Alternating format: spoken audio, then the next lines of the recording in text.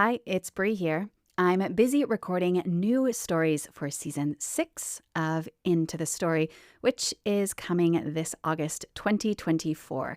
In the meantime, I want to bring you some of my favorite stories from the catalog with new learning materials and other updates.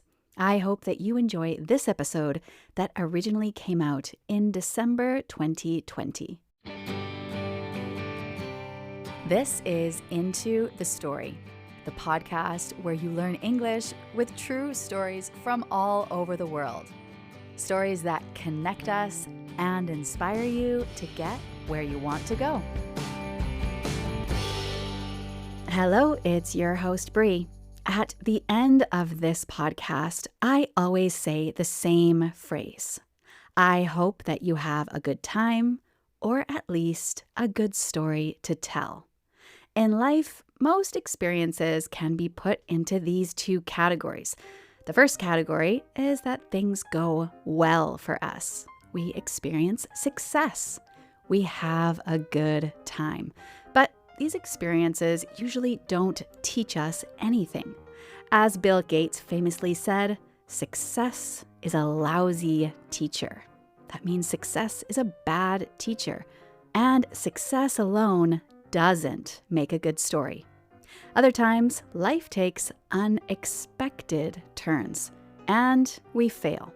It could be a small, subtle failure or a big, spectacular failure. Now, these experiences usually hurt, but normally we learn at least something, and they give us a good story to tell. Today, we're going into the story of Christie Cunningham, whose story definitely has a few unexpected turns.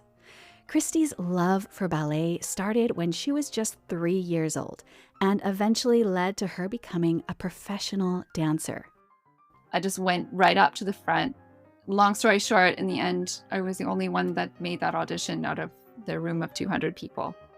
While being a professional dancer was glamorous in many ways, a few unexpected turns and failures taught her about strength and confidence, even when things get difficult. If you love Into the Story, then please share it with a friend. It's the best way to support this podcast. And thanks. And now it is time to look at 5 words and expressions that Christie uses in her story today. The first one is the phrase bread and butter. So if someone talks about bread and butter, it means it's their main job or their main source of income, the way they pay for their life. For example, for many musicians, playing concerts is their bread and butter, or writing is her bread and butter. It pays all her bills. Bread and butter. Next, out of the blue. Out of the blue means something happens suddenly and unexpectedly. For example, I was walking home and out of the blue it started raining. Or he received a phone call out of the blue from an old friend. Out of the blue. Next is the phrasal verb bump up. To be bumped up means that you're upgraded or moved to a higher position or level. For example, she was bumped up to a manager position at work, or the airline bumped up her seat to business class for free. Bump up. Next, long story short. So this phrase, long story short, is used to explain only the most important parts of a story, leaving out all the unnecessary details. For example, the car broke down. We missed the event, and long story short, it was a terrible day. Or long story short, we decided to move to a new city after many discussions. Long story short. And finally, to burn out. So this phrasal verb can mean a couple of different things. First, literally, when a fire stops burning because there is no more fuel. For example, the campfire burned out after we ran out of wood. Or secondly, when a person becomes very tired and can't continue because they have worked too hard. For example, After working non-stop for months, he finally burned out and needed a vacation. To burn out. For an extended vocabulary list, the transcript, and a listening comprehension quiz, you can visit our website, intothestorypodcast.com. Okay, let's get into the story. My name is Christie Cunningham. I started loving ballet when I was about 3 years old. My granny was Scottish and she'd been traveling and she brought me back a tutu from Scotland. And she used to have a record player and she would play Swan Lake and we would dance around in the living room.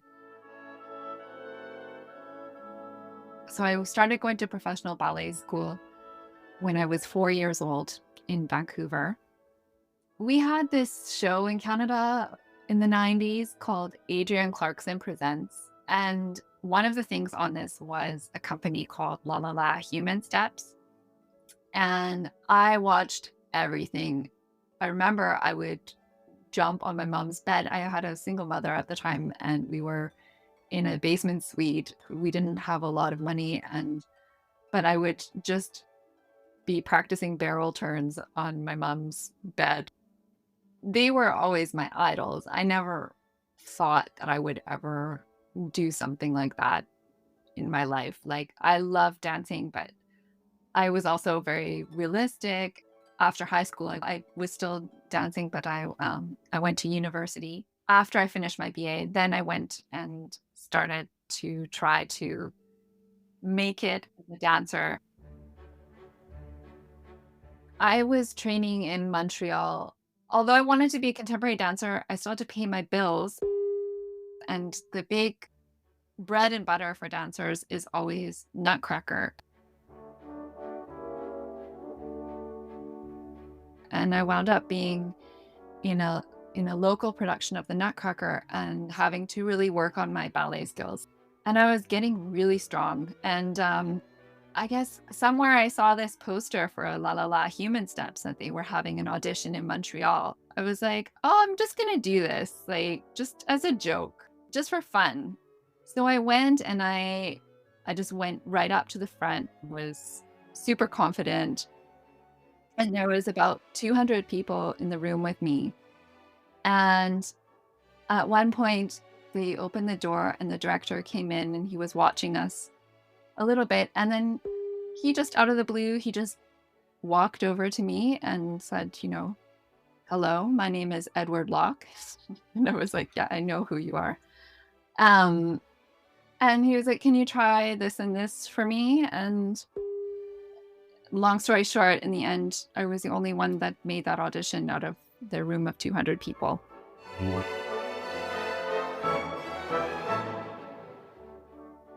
I had a solo choreography and it was always, you need to do it faster.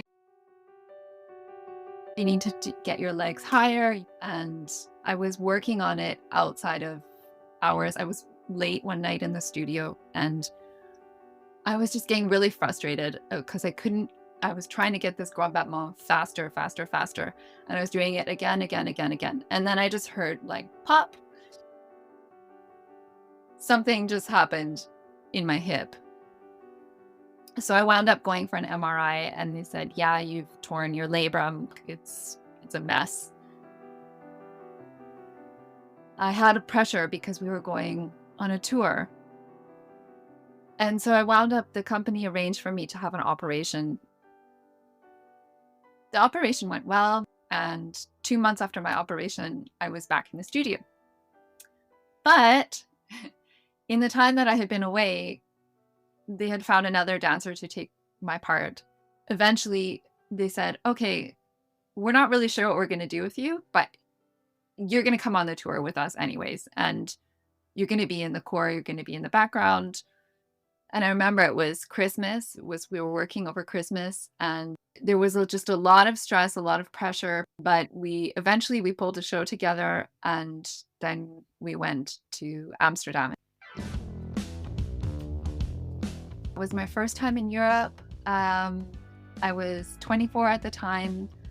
I was excited to see Amsterdam, to travel. Somehow I got bumped up to first class. And the other dancers had to stay economy class. So yeah, I think some people really hated me, but I had a great flight to Amsterdam in first class.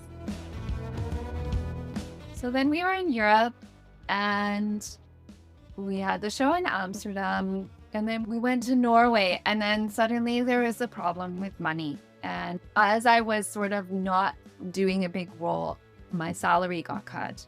I remember we went to Burger King, one of my friends in the company, and we split a hamburger. We cut it in half, and that was our meal of the day. And we're performing at a high level on very little sustenance. Then we were in Germany, and then by the time we got to Italy, Edouard called me down for a coffee, and he said, you know, Christie, it's just not working out. We're going bankrupt here, and we can't afford to have you on the tour, but we've arranged for a ticket for you to go back to Canada. And at the time, I was just like, hell no, I'm not going back to Canada. I'm just going to get another job. You'll see, like, I'm going to get into another company. And so I packed up my suitcase, which at the time was full of just some evening gowns, pointe shoes, and dance clothes. And I just walked away and booked myself a hotel, and I arranged this crazy audition tour for myself. But at that time, I was recovering from a major injury. I wasn't strong. So I was really not in a place where I should have been doing that. And so I really burnt myself out. Eventually, I got in touch with my cousin who was living with her husband in England at the time. Can I come by and crash for a while by you? And she said, yeah, like, for sure, we've got space. Come on by. We'd love to see you. So I got to Heathrow and got to the immigration. And it was just like this really nice lady working there. She was friendly and smiling and asking me about things. And I just was so happy to have someone speaking to me in English and smiling at me. And I just opened my big mouth. You know, my grandfather, he's actually Scottish, and I heard that I could actually qualify for a heritage visa here. Suddenly, there appears like three men, and they're like, excuse me, can you come with us, please, to this back room? I'm like, okay, what's going on? So this guy was, just asking me, about what I was doing. And I said, like I came here with this famous dance company and I've been on tour. And he was like, your whole story is a lie. They wound up taking all my things away, and they put me in some cuffs and took me to an immigration deportation center. I had no idea where I was going. I was like in the back of a truck to essentially a jail. It was a prison. It was like big, wire fences. The cell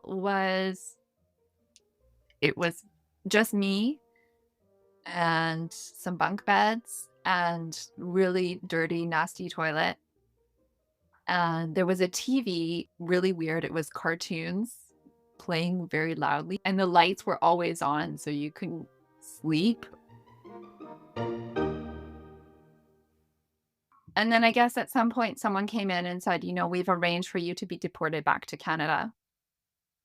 Then the next morning, they got me out of there and took me back to Heathrow, and they loaded the airplane first, and then I was with two security guards, and they had me in plastic cuffs, and I came on last. And I just remember all the people looking up at me like I'm some kind of criminal coming on the airplane. So I arrived back in Montreal, and these security guards led me in my handcuffs to immigration. Before I had got the job with the company, I'd been working at the Hard Rock Cafe in Montreal. And my manager, the guy that trained me at the time, Gilles, he he had got a job with immigration.